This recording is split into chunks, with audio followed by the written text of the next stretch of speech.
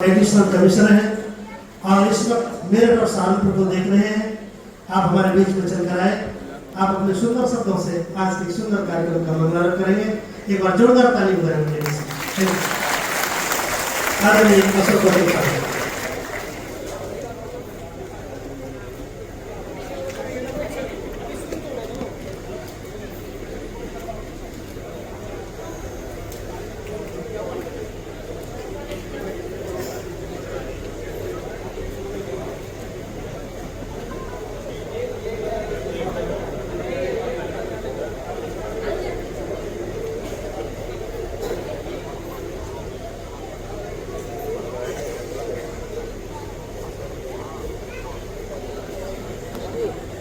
Hello जी, बोलते हैं धर्मलंकार जी हमारे बीच में है। मैं चाहूंगा कि धर्मलंकार जी जो साथ में चलकर आए, सीटों साहब से अनुरोध करूंगा कि आपने भी आदरणीय धर्मलंकार जी जो यहाँ पारस जी का बहुत बहुत स्वागत।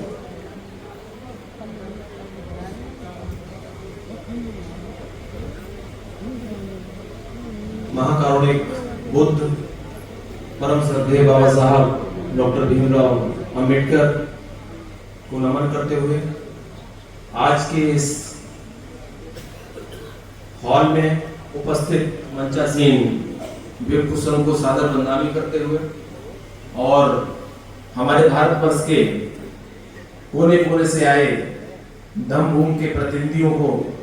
आज के इस कार्यक्रम में अपनी सहभागिता देने के लिए बहुत बहुत साधुवाद ज्ञापित करते हुए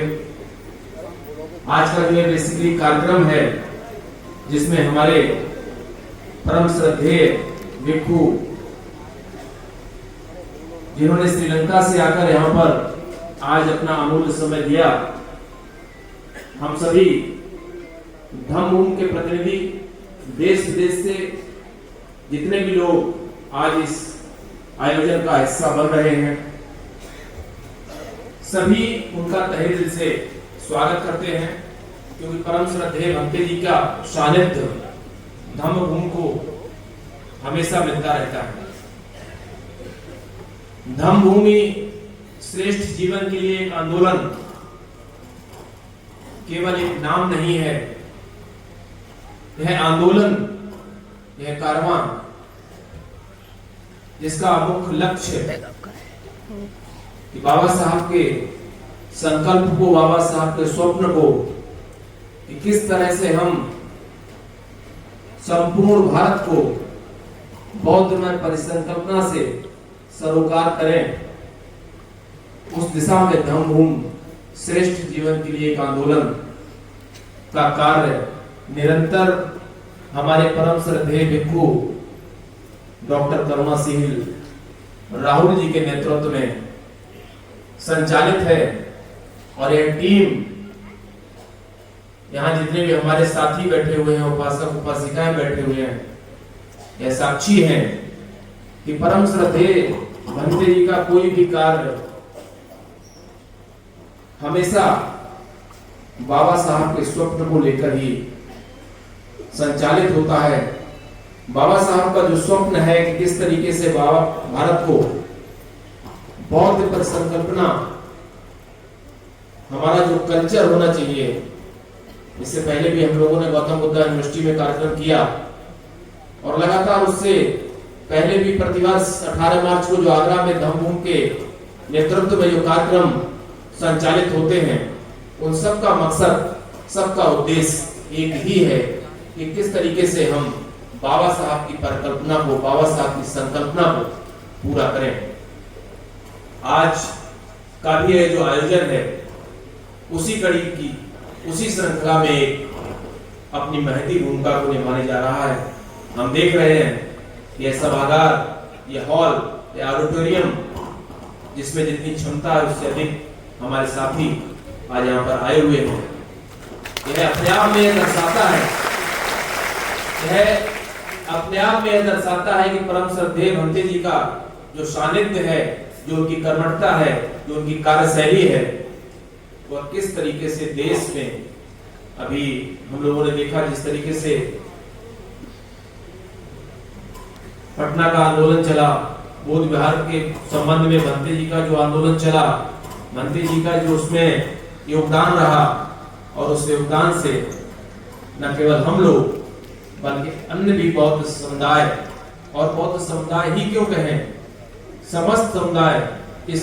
आंदोलन से भली भांति परिचित है कि किस तरीके से हमको सफलता मिली है। और उस सफलता का प्रथम चरण है, सफलता अनवरत मिलेगी, क्योंकि हम सभी का जो उद्देश्य और जो लक्ष्य है वो एक ही है कि परम श्रद्धेय भिक्षु करुणाशील राहुल जी के साथ एकरूपता स्थापित कर और बाबा साहब के संकल्प को साकार करना। धम्म के जो आयोजन इससे पूर्व भी संपादित हुए हैं, वह चाहे देश के महाराष्ट्र के क्षेत्र में हुए हों, बड़ोदरा में हुए हों, जयपुर में हुए हों, या पटना में हुए हों, या उड़ीसा में हुए हों, संपूर्ण भारत वर्ष में जब भी धम्म के नेतृत्व के तले, धम्म के बैनर के नीचे कोई भी आयोजन हुआ है, तो उस आयोजन की सफलता की गूंज संपूर्ण भारत वर्ष में दिखाई दी है, सुनाई दी है, और यह हम सभी लोग भली भांति जानते हैं। क्योंकि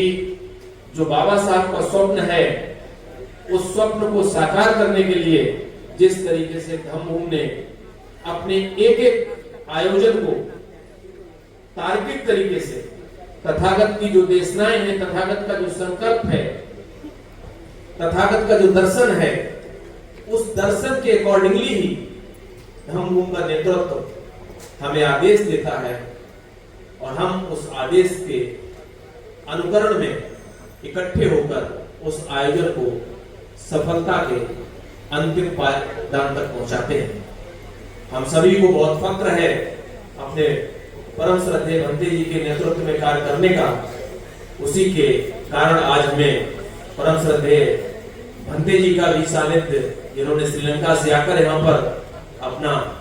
योगदान दिया, अपना समय दिया, उसके लिए भी हम सभी बहुत बहुत साधुवाद ज्ञापित करते हैं। साथ ही आज का जो कार्यक्रम है, इस आयोजन की सफलता तभी सार्थक सिद्ध होगी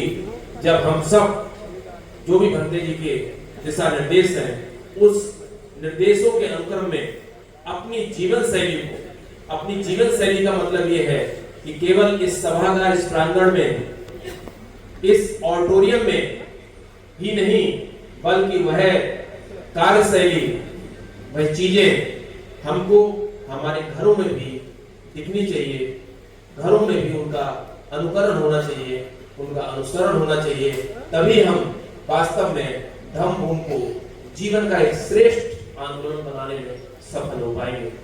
आज का समय बहुत ही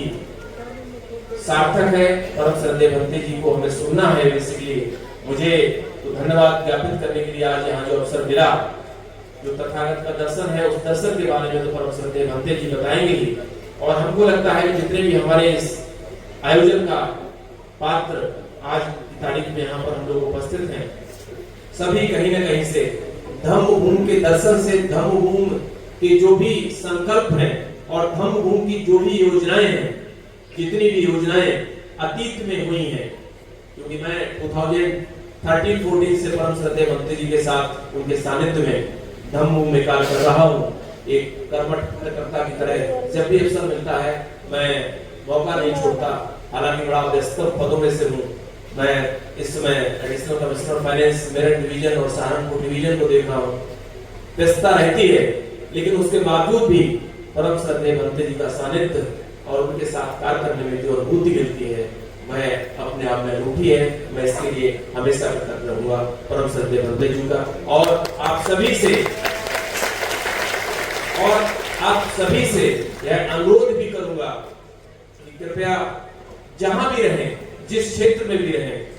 आप अगर सर्विस क्लासेस में हैं तो सर्विस क्लासेस में, बिजनेस क्लासेस में हैं तो बिजनेस क्लास में, टीचिंग लाइन में हैं तो टीचिंग लाइन में, और कोई भी अकॉर्डिंगली आपका जॉब हो सकता है। वहां पर हमारा उद्देश्य एक ही होना चाहिए, और उद्देश्य केवल और केवल यही होना चाहिए कि हमें बाबा साहब के संकल्प को, बाबा साहब के मिशन को किस तरीके से साकार करना है, किस तरीके से 14 अक्टूबर 1956 को बाबा साहब द्वारा ली गई वह